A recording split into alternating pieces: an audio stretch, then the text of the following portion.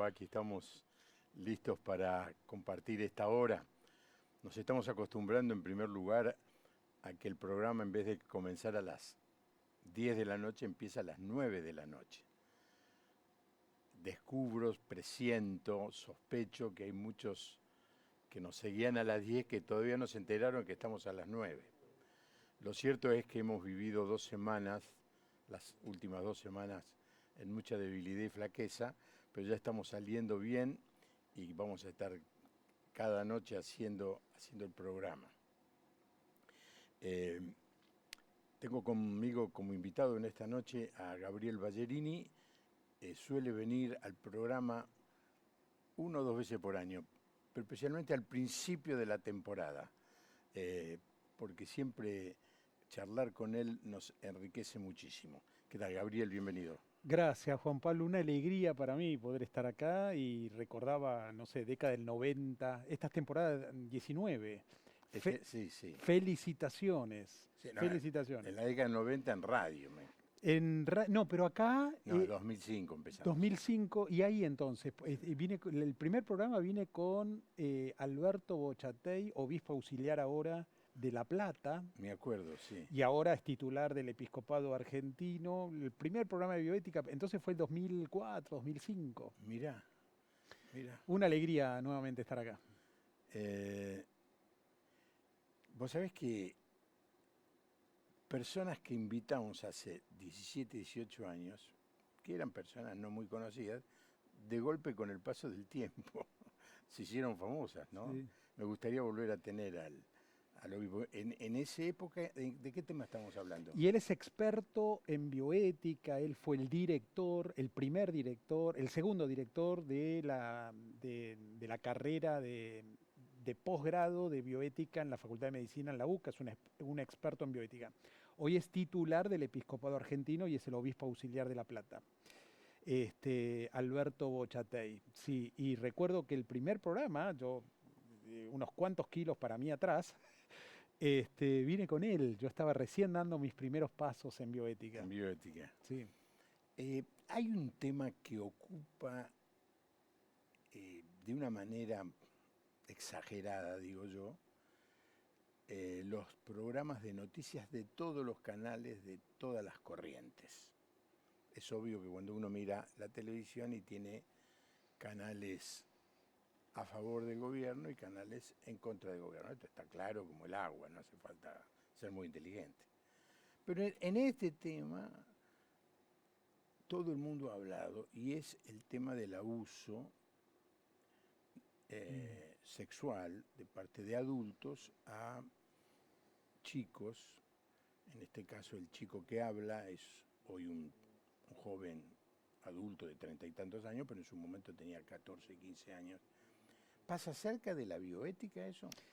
Está dentro del paquete, en realidad, cuando uno entiende la batalla cultural como paradigma en este tiempo que está atravesado básicamente por una revolución antropológica, precisamente como hay un concepto de ser humano cosificado, con una ética utilitarista, con una ética hedonista, las subagendas del progresismo cultural pasan por todos estos temas que tienen que ver con la ley de aborto, la instalación de una ideología de género que incluye la pedofilia como orientación sexual.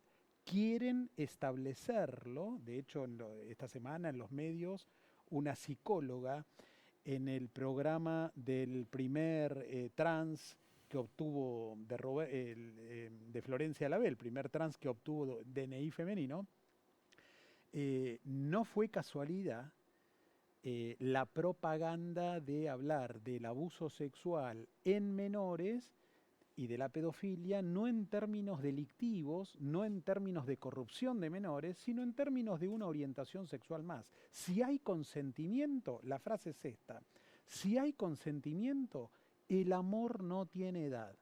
Perdón, el amor sí tiene edad.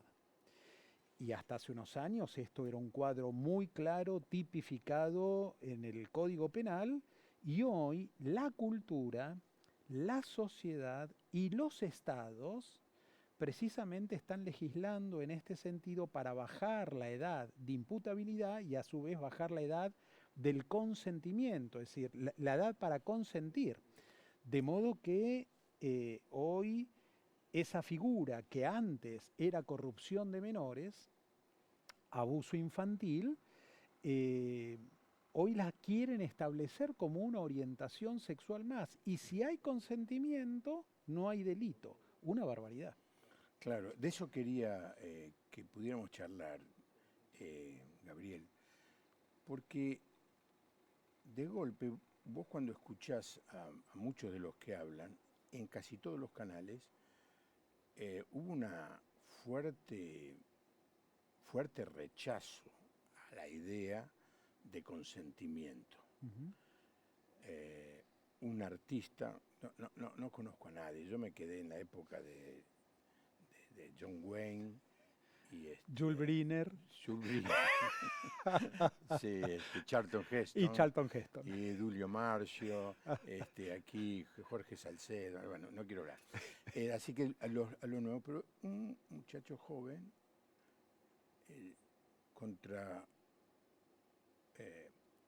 opinó en contra de lo que decía Piazza, un personaje muy conocido porque hay una ley que se llama la ley Piazza justamente para juzgar este tipo de casos. Ujú. Y Piazza decía que las dos personas habían estado mal, pero no hubiera sido así si hubiera habido consentimiento. Y el otro, el artista, muy bien, inclusive muy respetuosamente, dice, ¿qué consentimiento? 14, 15 años, un delito. Plenamente. Ahora, ¿les está saliendo el tiro por la culata a esta ideología que quiere instalar esto? ¿O esto es parte del proceso? No, es parte de la agenda que tienen, es parte de una agenda muy pensada, es parte de una agenda que no es un fenómeno que se da en la Argentina, es un fenómeno global, es una agenda, lo mismo que vivimos acá, se vive en todos los países del mundo occidental, porque digamos, en otras culturas, Medio Oriente, por ejemplo, donde no hay países democráticos y donde hay una cultura de base islámica de fondo, esto es, digamos, ya harto experimentado, digamos, allá los hombres se casan con menores, con mujeres incluso hasta prepúberes. Es algo inentendible en la sociedad occidental y cristiana, Sí. digamos, un concepto, digamos, ético y un concepto, digamos, de matrimonio totalmente distinto. Acá, en la mayoría de los países, esto está legislado como Claro, delito. sí. A ver, en el caso islámico, me interesa profundizar allí ese punto. Es una boda en donde el chico, la chica de 10, 11, 12 años, no consiente, tampoco consiente a los 18 y a los 20, porque son mandatos culturales, el padre y la madre venden, entregan, negocian, arreglan, no Ujú. sé yo el nombre o la expresión, y el otro señor que tiene cierta edad y plata, viene y hace el arreglo. O sea, la Ujú. chica o el chico tiene que aceptar esto como un mandato cultural. Ujú. Pero aún dentro de esa cultura, un caso de un encuentro no accidental, un encuentro circunstancial con un menor es considerado violación o no. Cuando se da la figura de matrimonio, no. No. De lo contrario, sí. Mm. Pero ahí la figura de matrimonio se da en menores Sí, sí. y aún dentro de prepúberes. En el resto de los países occidentales esto es descabellado. Hasta ahora ha sido una figura penal. Y es interesante ver cómo este marco ideológico que lo milita la colectividad LGTB, de querer instalar el amor carente o alienado de la evolución, el estadio de desarrollo, de edad de la persona. No, la sexualidad tiene una edad, obviamente, y hay una concepción de desarrollo integral de la persona donde tiene una maduración para vivir esa sexualidad. Estamos hablando acá de menores, de chicos, pero interesante porque se pone a partir de un caso otra vez este tema a debate social. Por un lado, la parte conservadora de la sociedad que nos escandalizamos y vemos como esto como un atropello realmente a las buenas costumbres, y por otro lado un sector progresista que levanta el principio de autonomía y dice, bueno, si la persona tiene autonomía y ejerce consentimiento, no hay delito, porque hay mutuo acuerdo. El tema acá es cuándo, a qué edad un menor puede consentir. ¿A qué edad? Entonces hay todo un cuerpo legislativo. A ver, vamos a lo concreto. La ley hoy en Argentina prohíbe a un menor de 18 años consumir alcohol. Sí. Un menor de 18 años no puede salir del país sin el consentimiento de los dos padres. Si están divorciados, tienen que firmar los dos. Sí, señor. Qué curioso. No puede tener registro de conducir. A los 16, Bueno, con la firma de los padres, pero a los 16 sí. sí. Es lo mínimo. Pero para ser emancipado tiene que casarse y los padres tienen que firmar. Pero, digamos, el mínimo son 16 años para algunas cuestiones, no para otras.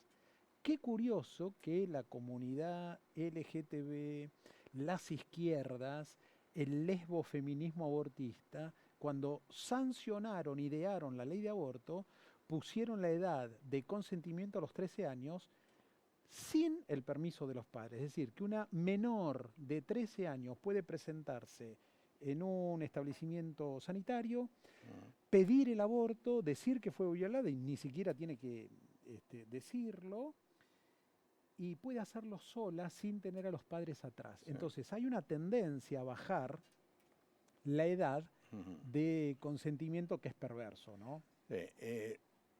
Esto no es nuevo. Los grandes ideólogos de toda esta corriente, matrimonio, pedófilos, que son famosos, han escrito libros, Sartre y Simone de Beauvoir. Simone de Beauvoir, la esposa, eran personas de una moral reprobable totalmente. Ellos ya comenzaron a principios del siglo XX a insertar esta idea. Si el chico quiere, está bien. Si es consentido, se puede hacer. Y aunque ha habido resistencia, y la hay todavía hoy, lo cierto es que se va corriendo el límite, ¿viste? Se va corriendo. Cada vez la gente empieza a aceptar más, a entenderlo como una normalidad, que un chico de 14 años pueda tener relaciones sexuales con un adulto y que nadie diga nada. Déjame que dé un par de mensajes y voy a dar el número telefónico. Allí está, es el 1127770000. Y para aquellos que están viendo el programa desde otros países, que no sean la Argentina, obviamente, más 549 112-777-0000. Nos saluda Gerardo de Varaderos, dice que es muy bueno este nuevo horario, gracias. Muy bueno el programa. Dicen, el consentimiento porque antes manipulan a los menores para que crean que está bien o es normal, dice Gloria de Rosario. Soy Sebastián de Rosario y no nos olvidemos de Henry Kissinger, promotor de todo lo que pasa con la izquierda y Latinoamérica, y quien estuvo con el presidente de facto en el Mundial del 78. No sé si involucrar a Henry Kissinger en esto. En algún momento decían que era el anticristo. Un hombre viejito. ¿Vive todavía? No creo, no sé, no quiero matarlo, ¿no? Pero debe tener muchos años. Sí, muchos años. Un político muy, muy inteligente. No es hoy la persona a la que se le asigna la idea, ser el ideólogo de este movimiento, ¿no? Fue parte de todo un Sí, engranaje que a través de la historia se fue desencadenando, famoso el informe Kissinger, década del 70, estamos hablando en los Estados Unidos, donde su informe tuvo un revuelo internacional muy importante, sobre todo en las políticas neomalthusianas, que tienen que ver con eh, eh, la teoría de la superpoblación, de la carencia de alimentos y de la necesidad de bajar las tasas de natividad como políticas de Estado sí. en el globo. En eso ejerció mucha influencia. Ahora, citaste a dos filósofos muy importantes, más que nada su pareja, Sartre, Jean-Paul Sartre, su pareja, su mujer, una de las pioneras en el feminismo que viene a plantear estos temas como derechos.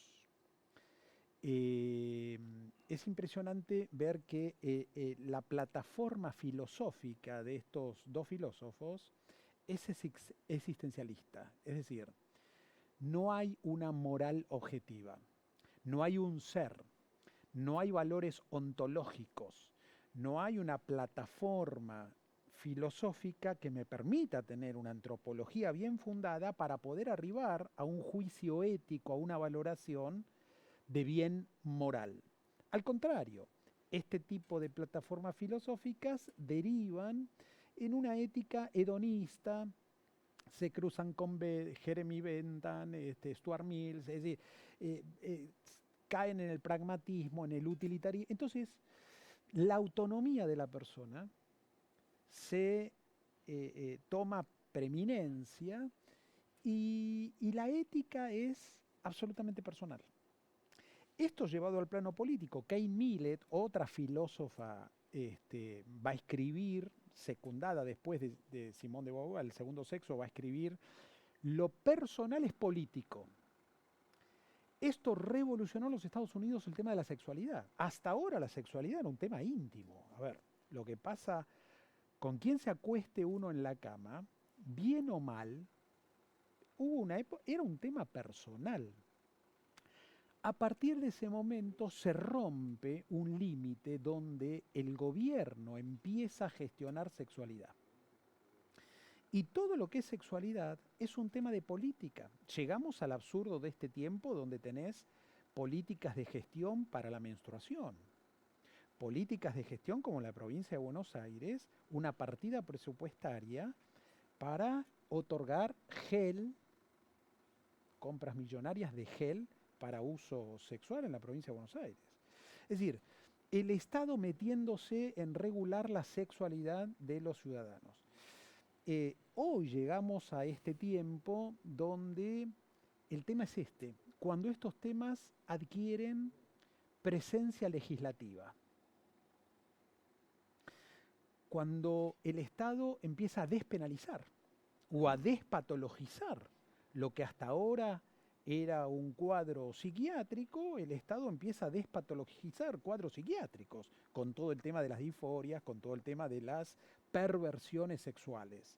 Entonces, cuando el Estado interviene para gestionar o regular la sexualidad, ahí estamos en una batalla cultural, en una batalla que rompe el paradigma de la conservación de los valores judeocristianos que afectan a la familia, que afectan al matrimonio bien entendido, hombre-mujer, que afectan al desarrollo sano de la sana identidad de los niños.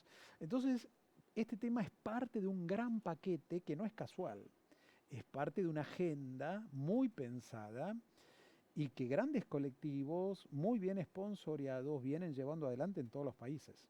Ujú. Excelente el profesor Gabriel, siempre muy claro en los conceptos. Ana y Jorge Cayo, desde Tierra del Fuego. Wow, un Ah, abrazo mira, grande a Jorge y Ana, son pastores de una hermosa iglesia allí, Tierra del Fuego. En Tierra del Fuego, sí. Mira. Gloria dice, interesante y muy lindo el nuevo horario. Bueno, espero que le guste a la audiencia. Creo que todavía no hemos recuperado la audiencia que teníamos antes. Pero Hasta que se sí, acomode. sí, es cuestión de trabajar, ¿no? Fueron 18 años a las 10 de la noche, entonces eh, en ese horario competíamos con Tinelli. Claro. Ahora no sé con quién competimos, con la nata, no sé. Siempre competimos con alguien, ¿no? El tema de hoy es tremendamente relevante porque eh, los partidos políticos están siendo cooptados por esta ideología.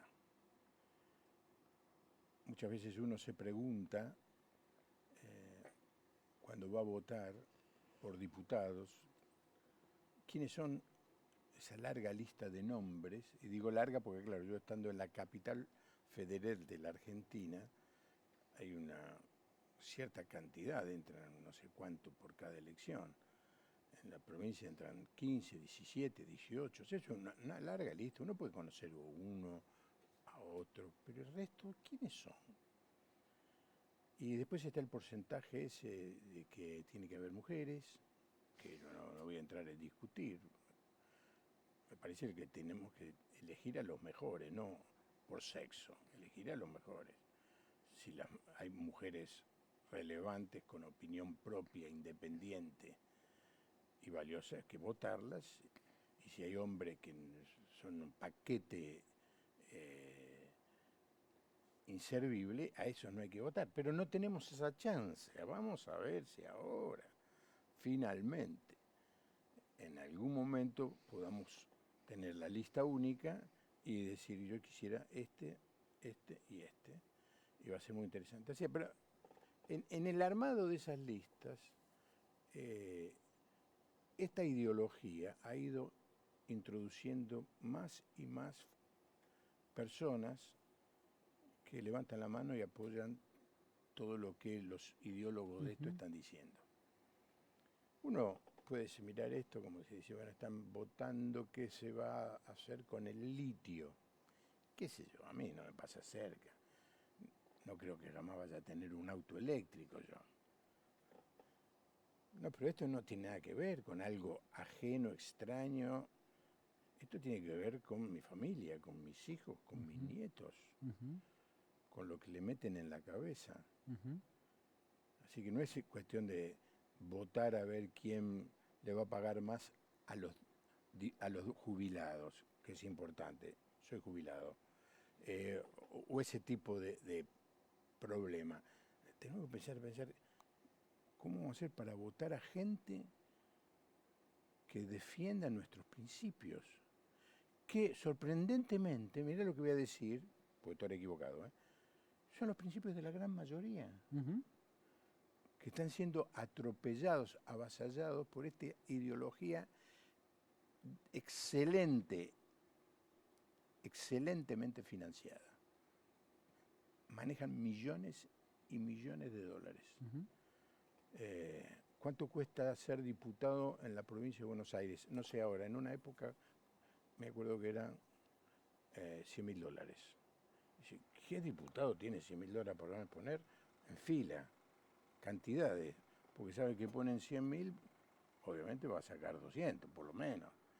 Esta gente no necesita sacar. ¿Cuánto cuesta? 100.000. Poneme 5 diputados de esta lista que te doy. Así está funcionando la política, no en la Argentina, en todo el continente. Desde Rafaela, saludos al pastor y amigo Gabriel Ballerini. Gracias por traerlo al programa, Carlos y Elvira Terranova.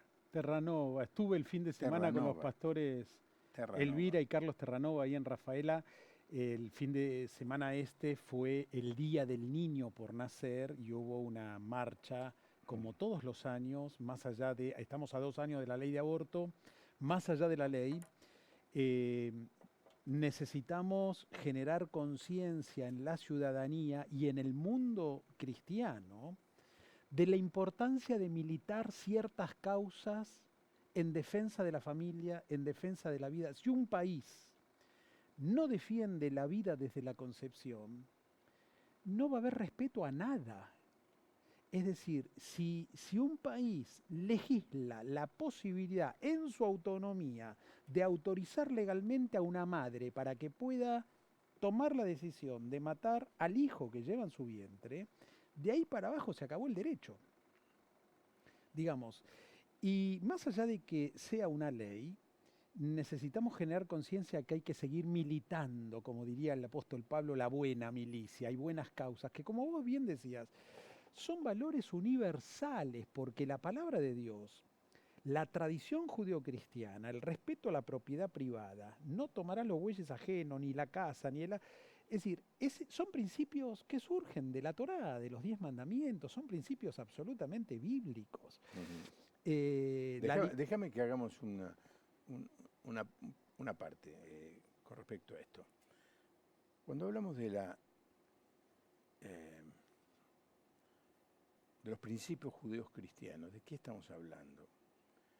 De los principios que están en la palabra de Dios, en la Biblia. Y la Biblia se compone del el Antiguo Testamento, donde se cuenta la historia del pueblo de Israel, pero comienza con el libro de las leyes.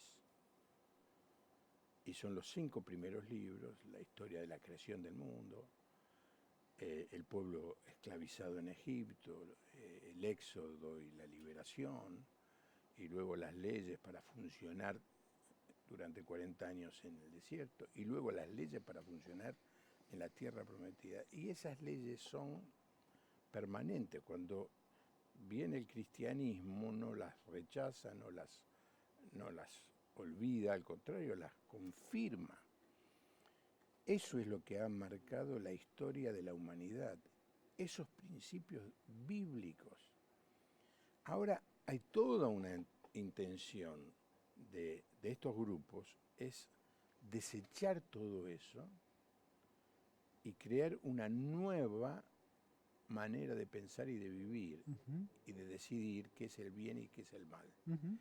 Este es el tema que nos está ocupando en esta noche, un poquito más profundo de lo que quizá alguien pueda estar suponiendo. Bendiciones, interesante tema esta noche. Gilda de Sáenz Peña, Chaco, gracias.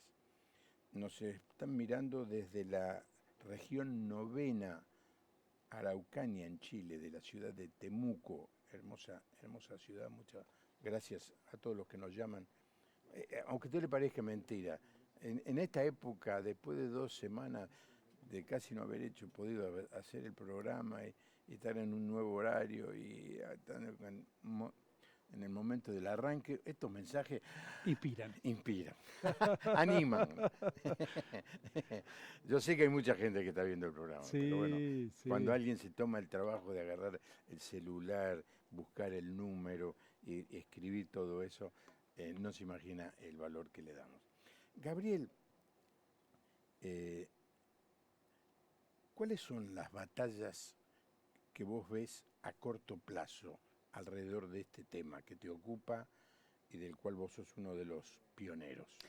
Yo creo que hay un tema eh, troncal y hay subagendas que se van dando, digamos, no importa el orden, pero son subagendas que responden a ese tema general.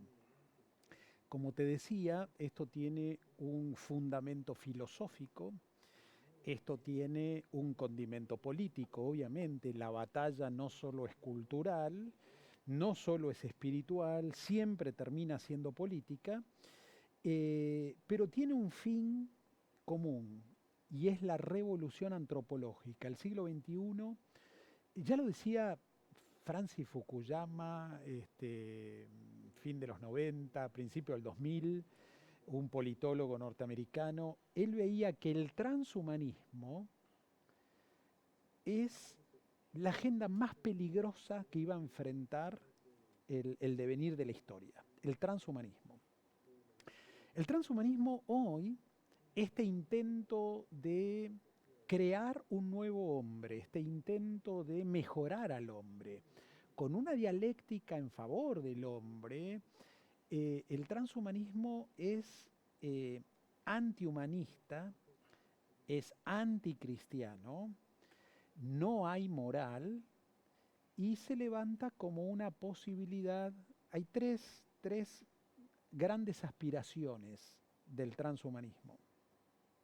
La superlongevidad, es decir, vencer, el no aceptar la muerte, el hombre logra la vida eterna en la Tierra, fusionando con inteligencia artificial, parece ciencia ficción, pero esto quiero llevarte un viaje al futuro, esto es la realidad de este tiempo, la superlongevidad, el super bienestar y la superinteligencia.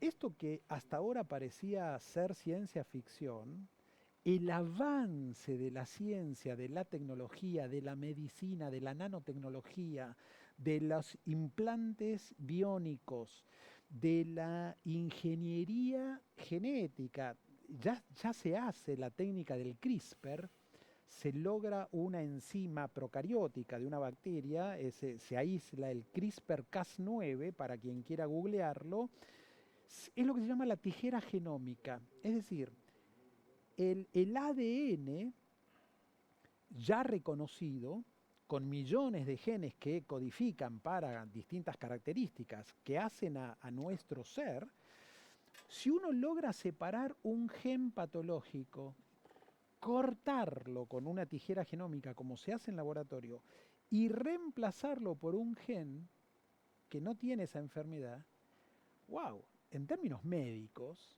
es un avance tremendo. Ahora, ¿qué pasa cuando esa técnica yo la llevo a la reproducción artificial, a la procreación de seres humanos, a la carta, bebés a la carta? Es decir, yo quiero que mi hijo tenga pelo rubio, ojos celestes, le saco los genes que no quiero que se manifiesten y le pongo un gen de inteligencia, un gen del color del pelo, un gen de... Eso es eugenesia. Eso es manipulación genética. Yo no estoy hablando de ciencia ficción, estoy hablando de lo que ya se logró en laboratorio. ¿Qué pasa cuando, por ejemplo, alguien puede dominar un idioma sin haberlo aprendido con la implantación de un chip? ¿Qué pasa cuando puedo conectar más memoria? Es decir, los transhumanistas, que responden a una ética absolutamente utilitarista y que ven al ser humano cosificado, Harari, un gran anticristiano, Noah Harari, el autor del Homo sapien al Homo Deus, es crear una nueva humanidad, no a imagen y semejanza de Dios, a imagen y semejanza del Homo Deus.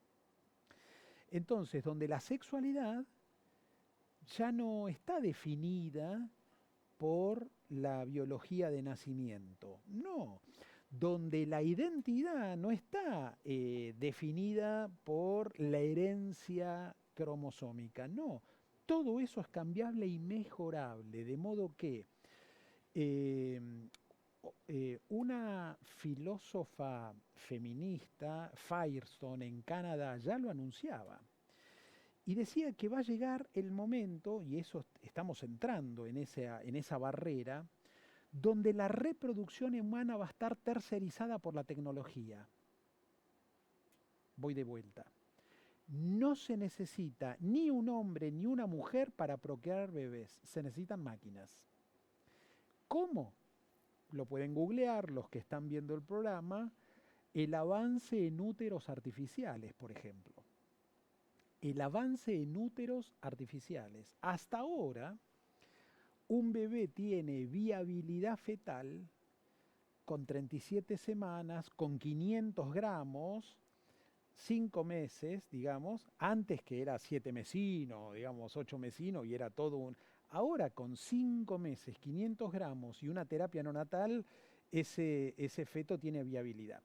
Pero hay casos en los que ha ocurrido que por emergencia ese bebé tuvo que salir y para evitar la muerte, en los países nórdicos, en la Europa nórdica, en los Países Bajos, se empezó a desarrollar no incubadoras, porque el bebé en incubadora está en aire y eso afecta y daña sus pulmones. Entonces, se empezó a construir máquinas donde se lo sumerge extraútero al feto y se lo conecta, ni bien sale la placenta, a una placenta artificial con todos los fluidos recreando, digamos, el útero materno. Hay avances aceleradísimos en estas tecnologías que nos llevan a pensar con sensatez, y no hablando de ciencia ficción, la posibilidad de tener toda la reproducción humana tercerizada por la tecnología y tener fábricas de bebés. Estamos avanzando en eso. Qué cosa. Bueno, cuando decís estamos, no estás involucrado, No, ¿no? obviamente, no, estoy en tema un poco, digamos, no, estoy confrontando estas cosas. Saludo, abrazo enorme al pastor Gabriel Mónica y Tomás Leyes de Hurlingham. Gracias Isabel Sombra, gracias por volver. Bueno, gracias. Saludos al invitado. En las iglesias se habla poco del tema político, creo que es un error, porque al no hablarse, muchos hermanos en Cristo ignoran y votan y apoyan los que nos llevaron a la decadencia argentina. Es bueno que se hablen de estos temas. Luis de José C. Paz. Hermoso el programa, se trata el tema muy interesante. Fernández Oro de Río Negro. Qué lindo verlo. Bendiciones para su invitado Alberto. Salto de Santa Victoria Este, Chaco Salteño, en Salta. Muy bueno el programa. Soy Américo de Presidencia Roque Sáenz Peña. Le deseo bendiciones, gracias. Soy Néstor de Rosario. Felicitaciones por el programa, siempre temas interesantes. Gracias. Excelente el programa. Don Bongarrá, mira, cuando dicen Don Bongarrá yo pienso en mi papá. Don significa de origen noble. Impresionante. Sí, vos sabés que no me acuerdo que me hayan dicho antes Don. Sos toda una figura, Juan Pablo. No, vos sabés cuándo yo me sorprendí. Yo siempre iba a la misma ferretería de toda la vida. Y yo llegaba y el ferretero me decía, ¿qué hace el pibe? Me decía. Y un día llegué y no estaba el ferretero, había otro. Y me dice, señor. Claro. ¿Cómo señor? ¿A quién le dice? Yo soy el pibe. No, ya crecí. Excelente invitado, Dios los bendiga, desde General Alvear, Buenos Aires. Ya agendé al invitado en Instagram. Mirá, está saliendo la dirección de Instagram. Pónganla, por favor, de Gabriel. Ponen muchas veces la mía, pónganla de mi invitado. Excelente abordaje, ya nos vienen preparando con el libro 1930, Un Mundo Feliz, con fertilización in vitro, así como en la película Xactaca, donde los ciudadanos concebidos a la antigua son de segunda categoría. Exactamente. Vilma de Santa Fe. Por un lado, aborto, por otro, concepción a la carta, por castas. Otro mensaje, qué problemática que se está planteando. Casi todos los partidos políticos y sus candidatos apoyan de una u otra manera las políticas públicas que tenemos. Lenta y progresivamente se está deteriorando la sociedad en cuanto a sus valores y principios. Necesitamos sabiduría e inteligencia. Desde Río Grande, Tierra del Fuego, Laura y Benjamín Sebun. Otro hermoso programa, lo sigo. Y el final, familia Valdebenito, desde Coronel Pringles, Buenos Aires. Mi invitado, Gabriel Ballerini, es uno de los cristianos, y no estoy hablando de evangélicos solamente, sino cristianos, entre los que excluimos a la Iglesia Católica, que tiene un excelente grupo de personas trabajando este tema de la bioética, y en esto se aplica el texto que dice, si no están con nosotros, contra nosotros están con nosotros. En este tema tenemos que juntarnos con todos los que piensan no como pensamos nosotros, como piensa la Biblia, la palabra de Dios. Por eso, Juan Pablo, la mayoría de mis seguidores en las redes son católicos. Y yo cuando hago posteos públicos y me refiero al cristianismo en general. Yo creo que en el cielo va a haber muchas sorpresas. Sí. Muchas sorpresas. Que vayamos vos y yo ya es una sorpresa. Ya eso es gracia pura. Pero digo, a ver, a veces limitamos tanto, Sí, limitamos tanta la idea del cristianismo, sí. y este es tiempo, me parece, de superar algunos acontecimientos históricos. Este no es tiempo de una apologética religiosa, de herejes condenados y excomulgados, Sí, y de católicos idólatras. Ese tipo de discusiones que hacen al culto individual, creo que tienen que quedar atrás. Eh, Se requiere la unidad de la cristiandad en la batalla cultural. ujú, Hoy vienen por nuestra familia, están detonando países, están avanzando contra la identidad sana del ser humano, y esto viene a pasos agigantados. Por eso, dos o tres allí mensajes que leías, linkeaba esto a la esfera política, y quisiera una reflexión, no desde lo político partidario, desde la responsabilidad ciudadana, personal, como habitantes de una república, en tener que elegir a nuestras autoridades. Me parece que en la creyentada, digamos, evangélica y en la cristiandad, hay algunos temas que no los tenemos reflexionados. Y sigue habiendo, sigue habiendo personas que dicen, no, no hay que meterse en política, estamos llamados a otra cosa, esto, lo... Ok, mientras nosotros estamos en esa discusión estéril, los programas políticos en contra del cristianismo avanzan a pasos agigantados. De modo que cuando se meten con los hijos, titular de Clarín, denuncian a una maestra de jardín por hacer que dos niños se besen en la boca. Titular de Clarín, lo pueden googlear en estos términos. Uno se pregunta, ¿cuál es el contenido curricular que tiene una docente para hacer que dos chiquitos, en una actividad en el aula, se besen en la boca? Yo, papá, perdón, no sé los demás, con todo el amor cristiano, salto. Yo frente a eso salto, con mucho respeto y amor en Cristo, pero salto. No se puede no saltar frente a una agenda como esta. Y mm, menciono esto en Salta. Tenemos un colegio nuestro, un colegio evangélico, un colegio cristiano, que se negó a la educación y al adoctrinamiento educativo con la ideología de género. Dijo, en este colegio nosotros vamos a enseñar en base a los valores que tenemos y al ideario institucional. El gobierno le pidió la intervención a un colegio nuestro, en la provincia de Salta. ¿Por qué? Por enseñar que el hombre es hombre y el hombre no es mujer. Por enseñar que los hombres no menstruan. Por enseñar que las mujeres no nacen con pene. Digo, decir esto hoy mm. es tildado como un crimen de odio. Sí, claro, sí. Y la verdad que tenemos amor cristiano, pero digamos, la sensatez... Eh. Pues sabes que estoy eh, recordando un tango, a ver si alguien me manda el párrafo de un tango. Ay, ay, ay. Lo encontré y lo desencontré. Que dice, vienen a destruir la casa vieja sin haber construido todavía la casa nueva. Vienen a deconstruir, a destruir lo que nosotros conocemos. Y quieren construir algo nuevo, pero ni siquiera ellos saben si va a funcionar.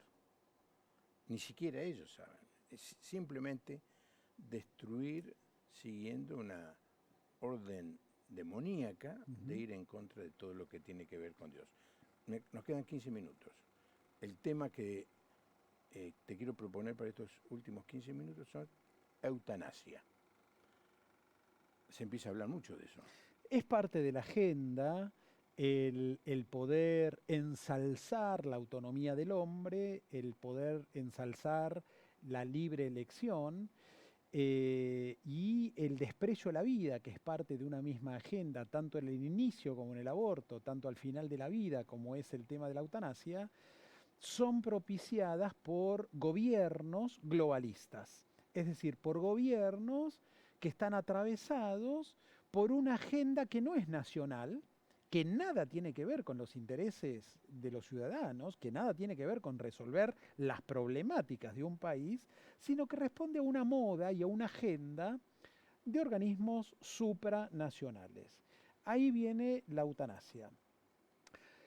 Un tema donde en medio de toda esta farsa que estamos viviendo en este tiempo de posverdad, con eufemismos, en nombre de la muerte digna, la definición de eutanasia, eh, a ver, desde el juramento hipocrático, ya estamos hablando de 1000 años antes, en el tiempo griego, 600 años antes de Cristo con Hipócrates, ya en el juramento se decía, no, literal, no expenderé sustancia alguna que causare la muerte, me abstendré, dice de prescribir sustancia alguna que produjere la muerte. Es decir, el concepto de medicina siempre es en mejorar la calidad de vida del paciente y en ayudarlo a sanar.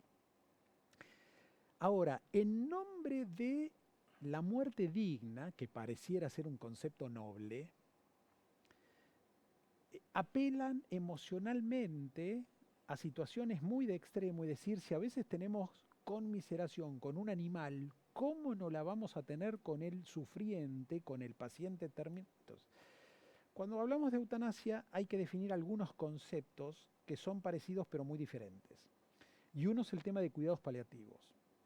Uno es el tema de lo que es la distanasia. Es decir, una cosa es lograr buena analgesia en el paciente, y sobre todo en el paciente terminal, es lograr el soporte vital, es decir, la alimentación, la oxigenación y la hidratación, y una buena analgesia. Es decir, una cosa es ayudarlo en el buen morir, pero que muera por muerte natural, y otra cosa muy distinta es anticipar por una decisión la hora de su muerte, poniendo como tema de fondo evitar el sufrimiento.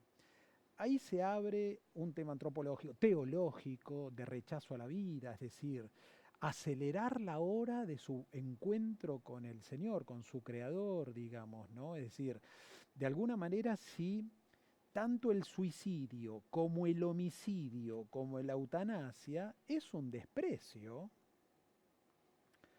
a la vida. Yo tengo autonomía sobre mi cuerpo. Ok, eso no quiere decir que mis decisiones sean acertadas, ¿no? Y mucho menos en un tiempo donde uno tiene que necesita el apoyo y necesita la orientación para tomar la mejor decisión. A mí lo que me preocupa es el tema político, porque estos temas de reflexión siempre estuvieron, pero una cosa es hacerlo en este ámbito o en ámbitos donde hay que decidir en términos hospitalarios, pero otra cosa es cuando esto es promovido por los estados y facilitado, como ocurre en ciertos países en Europa, como si fuera a convidar con un chicle, digamos, es decir, facilitar la muerte como un trámite más, desnaturalizando la existencia, desnaturalizando la vida.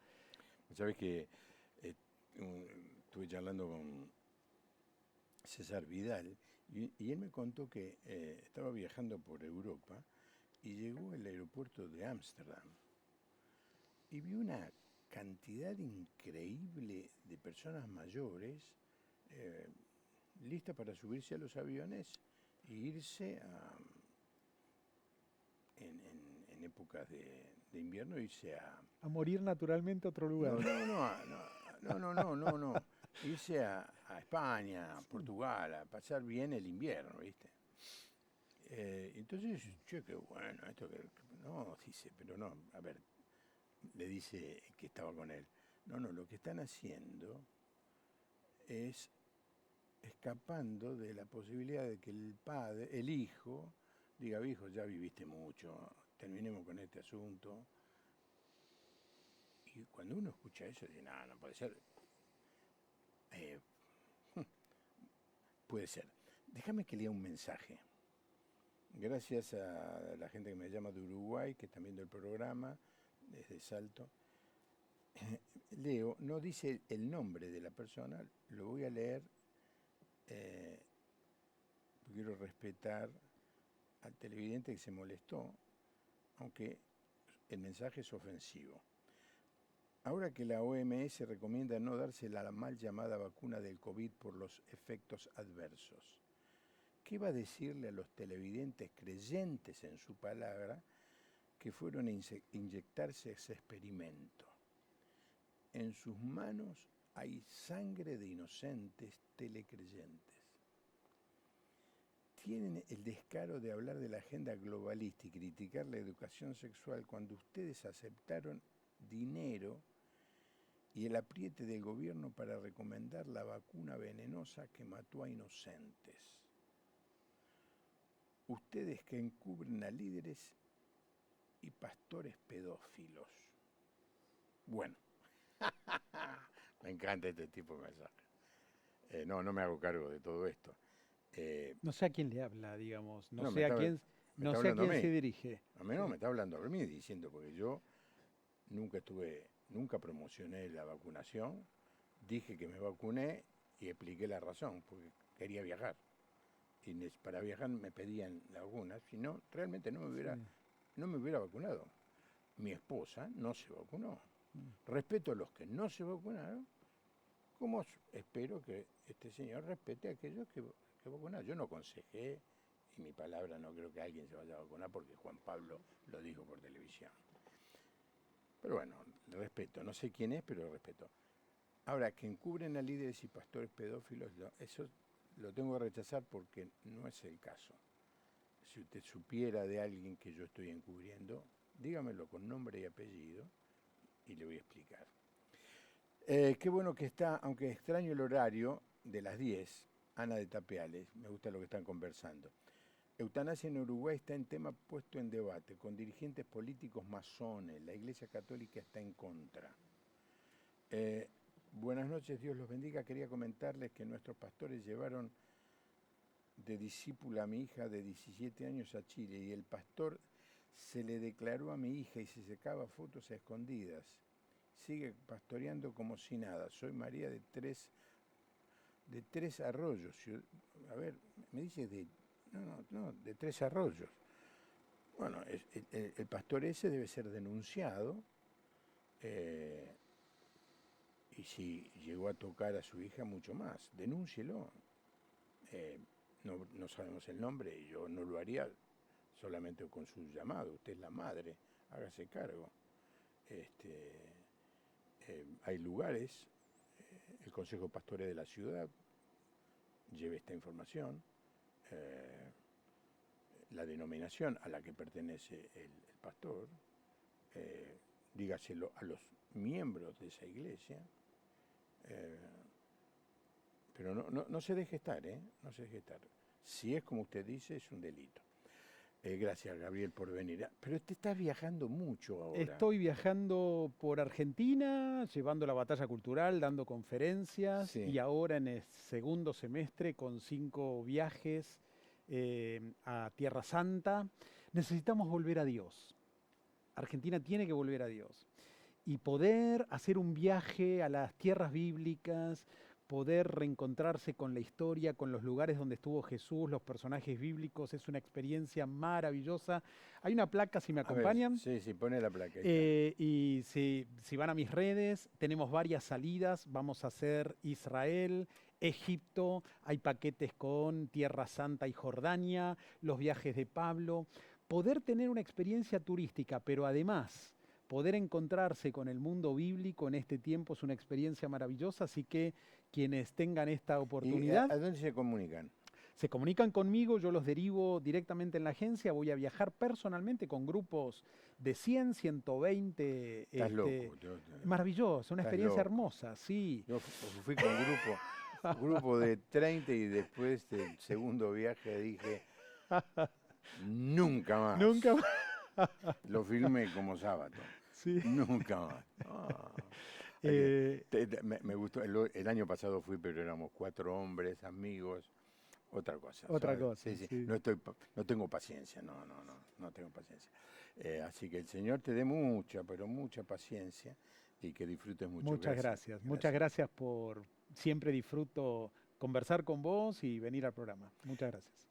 Poné la otra placa. En en este fin de semana voy a predicar en la iglesia sobre la llegada de Jesús a Jerusalén.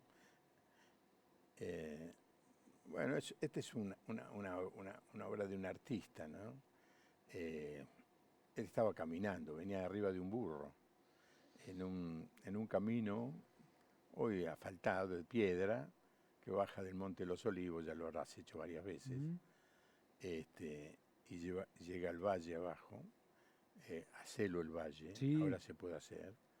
El Señor, y dice, pero pastor, bueno, entre en mi Facebook. Pueden poner la dirección de mi Facebook, que creo que tengo. Instagram o Facebook, y allí está el mensaje que ya prediqué oportunamente hace 10, 11 años atrás. Si usted quiere escuchar, ahí está. No, pero estos son las redes sociales del programa. Bueno, mañana lo voy a poner bien. Ahí está. Ahí está. Eso es Instagram. Instagram. Bongarra Juan Pablo, y es lo mismo en Facebook. Así que allí va a poder entrar el link y escuchar el programa de Jesús llegando a Jerusalén y poniéndose a llorar. Se menciona que lloró frente a la tumba de Lázaro, a 1500 metros de este lugar, que lloró en Getsemaní 2 o 3 días después, pero lloró frente a Jerusalén. Y hay un evangelista que dice que el Señor dijo, ¿cuántas veces quise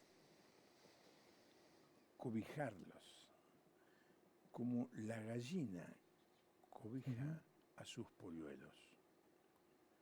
Y yo cuento allí en el mensaje que la gente puede escuchar, que yo nací, en el fondo de mi casa teníamos un gallinero, y cuando entrábamos a buscar los huevos que mi mamá nos decía que podíamos ir a buscar, que debíamos ir a buscar, los pollitos chiquititos salían corriendo porque nos tenían miedo y se metían debajo de la madre.